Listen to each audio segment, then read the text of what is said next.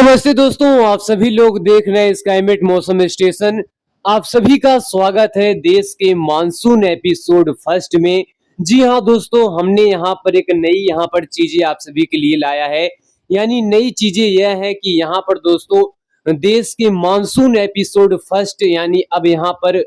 आज से यहाँ पर मैंने ये चीजें यहाँ पर शुरुआत की है। यानी एपिसोड वाइज आप सभी को जानकारी यहाँ पर हम देने की कोशिश करेंगे। यानी दोस्तों डेली यहाँ पर आप सभी को एपिसोड यहाँ पर आज फर्स्ट है तो कल सेकंड और थर्ड, ऐसे ऐसे आप सभी को सीरीज वाइज यहाँ पर वीडियो मिलेगा। और दोस्तों इस वीडियो में क्या होगा कि पूरे देश के मौसम के बारे में यहाँ पर समझेंगे और इसी के साथ ही हमारा फोकस यह रहेगा कि मानसून के साथ साथ किस तरीके से वेदर सिस्टम बन रहे हैं, किस तरीके से वेदर सिस्टम प्रभावित कर रहे हैं और किस तरीके से कब वेदर सिस्टम बनेंगे, लो प्रेशर एरिया कब बनेगा, तूफान कब बनेगा, सर्कुलेशन कब बनेगा और किस तरीके से ये सारे वेदर सिस्टम देश भर के कई राज्यों को प्रभावित करेंगे। यानी तमाम जानकारी यहाँ पर आप सभी को हम देश के मानसून एपिसोड में यहाँ पर देंगे और यह एपिसोड आज से यहाँ पर शुरू हो चुका है। जो यहाँ पर दोस्तों जब तक दक्षिण पश्चिम मानसून देश भर में रहेगा तब तक ये एपिसोड यहाँ पर आप सभी के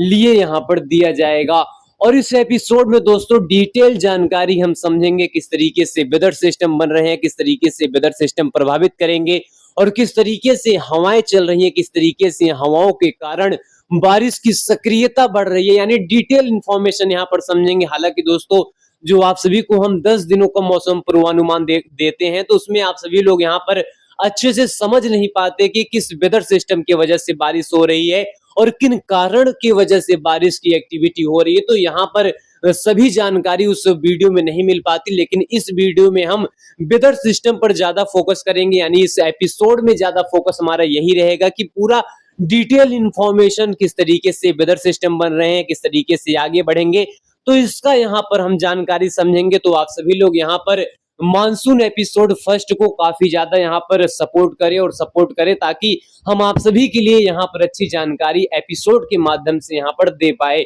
फिलहाल दोस्तों आइए यहाँ पर शुरू करते हैं। देखिए दोस्तों यह स्थिति आज की है, यानी यहाँ पर दोपहर की स्थिति यहाँ पर है और दोपहर की स्थिति यहाँ पर देख सकते हैं उत्तर भारत की स्थिति हो, जहां पर दक्षिण पश्चिम मानसून अभी नहीं पहुंचा है, वहां पर उत्तर पश्चिम हवाएं काफी ज्यादा प्रभावित कर रही हैं। और इसी के साथ ही अगले 24 घंटे के दौरान यानी 9 तारीख को भी 10 तारीख को भी यहाँ पर देख सकते हैं दक्षिण भारत की स्थिति। यहाँ पर देखिए हल्की बारिश जहां पर रहेगी, वहीं पूर्वोत्तर राज्य के इलाकों पर हल्की बारिश यहाँ पर दिखाई दे रही। लेकिन यहाँ पर पहले हम हवाओं की बात करें तो हवाएं यहाँ पर देखिए किस तरीके से दिखाई दे रही हैं। जहां उत्तर पश्चिम भारत के इलाकों पर पश्चिमी शुष्क हवाएं काफी तेज रफ्तार की यहाँ पर दिखाई दे रही, वहीं यहाँ पर देख सकते हैं 10 और 11 तारीख के बीच में यहाँ पर काफी चीजें बदलाव कर रही हैं। काफी चीजें इसलिए बदलाव कर रही हैं क्योंकि छत्तीसगढ़, मध्य प्रदेश के पूर्वी क्षेत्र और उत्तर प्रदेश से लेकर दक्षिण भारत तक यहाँ पर पूर्वैया हवाएं काफी ज्यादा एक्टिवेट होती हुई दिखाई दे रही हैं।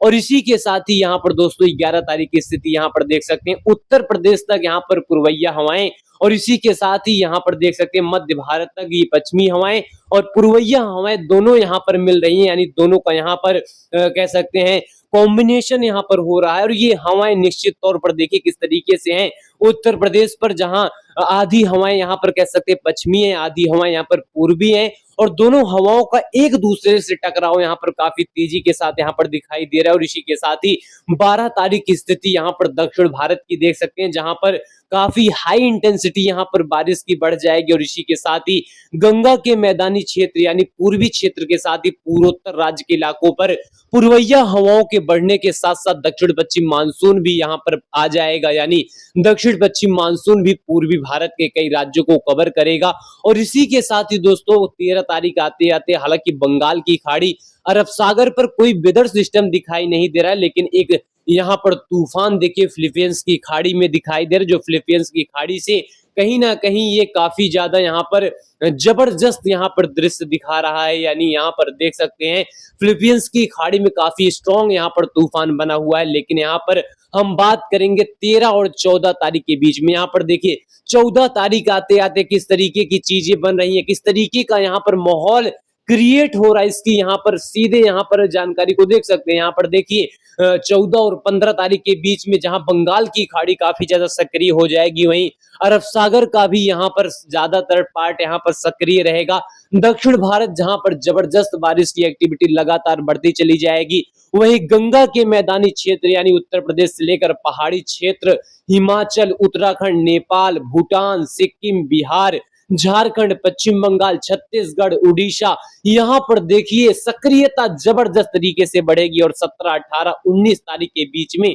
यहाँ पर देख सकते हैं। यहाँ पर देखिए किस तरह से दक्षिण भारत का तमाम इलाका जबरदस्त बारिश से यहाँ पर घिर जाएगा और इसी के साथ साथ दक्षिण पश्चिम मानसून मध्य भारत के साथ साथ उत्तर भारत के कई जगहों को यहाँ पर कवर करेगा। यहाँ पर देखिए समझने वाली चीजें हैं और इसी के साथ साथ यहाँ पर मानसून अपना प्रचंड असर दिखाएगा, खासतौर पर जैसा दक्षिण भारत और पूर्वोत्तर राज्य में मानसून के शुरुआती दौर पर स्थिति रही, वही स्थिति उत्तर भारत से लेकर उत्तर भारत के पहाड़ी क्षेत्र, गंगा के मैदानी क्षेत्र, उत्तर पश्चिम भारत के तमाम इलाके यहाँ पर देखेंगे। यानी 19 और 20 तारीख की स्थिति यहाँ पर देखिए उत्तर भारत तक दक्षिण पश्चिम मानसून पहुंचता हुआ दिखाई दे रहा है। यहाँ पर निश्चित तौर पर हवाओं के साथ साथ यहाँ पर बारिश की यहाँ पर ये कॉम्बिनेशन, ये यहाँ पर चीजें निश्चित तौर पर बताती हैं कि इस बार का मानसून जबरदस्त है, जोरदार तरीके से रहेगा। 20 और 21 तारीख की स्थिति यहाँ पर देखिए किस तरह से उत्तर भारत के पहाड़ी क्षेत्रों के साथ साथ पंजाब, हरियाणा, दिल्ली, यहाँ पर भारी बारिश की एक्टिविटी रहेगी। राजस्थान में भारी बारिश की एक्टिविटी, मध्य प्रदेश में भारी बारिश की एक्टिविटी, उत्तर प्रदेश में झमाझम बारिश का दौर, नेपाल के साथ साथ बिहार, झारखंड, पश्चिम बंगाल में भारी बारिश की एक्टिविटी यहाँ पर दर्ज की जाएगी और यह स्थिति यहाँ पर लगातार गंभीर बनेगी। 21 और 22 तारीख के बीच में यहाँ पर देखिए किस तरह की बारिश यहाँ पर उत्तर भारत में दिखाई दे रही। खासतौर पर पंजाब की बात करें, कश्मीर की बात करें, हिमाचल की बात करें, उत्तराखंड की बात करें या फिर हरियाणा की बात करें, दिल्ली एनसीआर की बात करें, उत्तर प्रदेश की बात करें, हिमाचल प्रदेश की बात करें, उत्तराखंड की बात करें, नेपाल, भूटान, सिक्किम के साथ साथ अगर राजस्थान की बात करें तो झमाझम बारिश का दौर दक्षिण पश्चिम मानसून के साथ यहाँ पर पहुंचेगा। और मध्य भारत की बात करें तो यहाँ पर जबरदस्त स्थिति रहेगी, कई इलाकों पर झमाझम बारिश रहेगा और इसी के साथ साथ एक जो है कम दबाव का क्षेत्र जो है 21 और 22 तारीख के बीच में जो है बंगाल की खाड़ी के उत्तरी वाले भागों पर यहाँ पर डेवलप होता हुआ यहाँ पर जो है यहाँ पर एक्टिविटी यहाँ पर हो सकती है और यहाँ पर देख सकते हैं किस तरीके का यहाँ पर माहौल बनता हुआ दिखाई दे रहा है। 20 और 21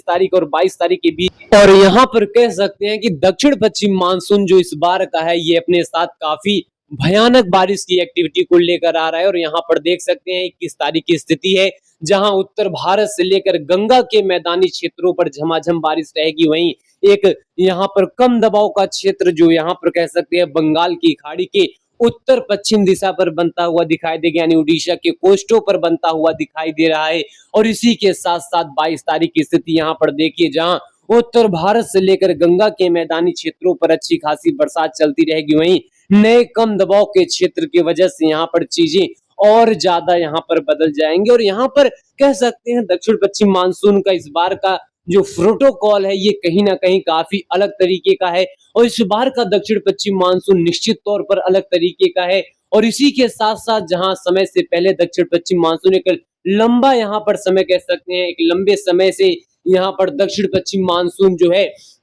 दक्षिण भारत हो या फिर पूर्वोत्तर राज्य का इलाका यहाँ पर आ गया है, यानी 10 दिनों के पहले, यानी 10 दिनों का डिस्टेंस है। यहाँ पर 10 दिन पहले दक्षिण पश्चिम मानसून दक्षिण भारत और पूर्वोत्तर राज्य समेत कई राज्यों को कवर किया है, वहीं उत्तर भारत पर जब दक्षिण पश्चिम मानसून वहां पर पहुंचेगा तो कहीं ना कहीं यहाँ पर चीजें काफी ज्यादा बदलाव करेंगी। मध्य भारत, पूर्वी भारत, गंगा के मैदानी क्षेत्र यहाँ पर कहीं ना कहीं मानसून के पहले टकराव में जबरदस्त तरीके से यहाँ पर प्रभावित होंगे और कई इलाकों पर जबरदस्त मानसून एक्टिविटी दर्ज की जाएगी। और यहाँ पर दोस्तों आप सभी को एक और चीज बता दें, जो दक्षिण पश्चिम मानसून यहाँ पर पिछले साल अगर हम देखें, अगर पिछले साल का यहाँ पर डाटा को देखें, अगर उससे कंपेयर करें तो इस बार का मानसून अलग रहेगा। इसलिए अलग रहेगा क्योंकि देखिए वेदर सिस्टम जो बंगाल की खाड़ी पर बनेंगे इसके यहाँ पर ट्रैक में चेंजिंग आया है। जहां पहले आप सभी लोग देखते थे कि यहाँ पर जो कुछ सालों से जो वेदर सिस्टम बनते थे इनका ट्रैक यहाँ पर थोड़ा चेंज आ गया था, यानी ये उड़ीसा, छत्तीसगढ़, एमपी, गुजरात, राजस्थान की ओर बढ़ते थे, लेकिन इस बार के मानसून में थोड़ा यहाँ पर फिर से चेंजिंग हुआ है। इस बार जो वेदर सिस्टम बनेंगे, ये वेदर सिस्टम पश्चिम बंगाल, झारखंड, बिहार, यूपी और उत्तर भारत की ओर बढ़ने की पॉसिबिलिटी को काफी ज्यादा दिखा रहे हैं, और ये कहीं ना कहीं यहाँ पर अच्छी इंडिकेशन है उत्तर भारत के लिए, जहां उत्तर भारत और गंगा के मैदानी क्षेत्रों पर बारिश की एक्टिविटी पिछले 1 से 2 साल यहाँ पर कहीं ना कहीं, यहाँ पर 2 साल कह सकते हैं, बहुत अलग तरीके की देखी गई। वहीं इस बार का मानसून इन सभी क्षेत्रों के लिए काफी ज्यादा अनुकूल रहेगा।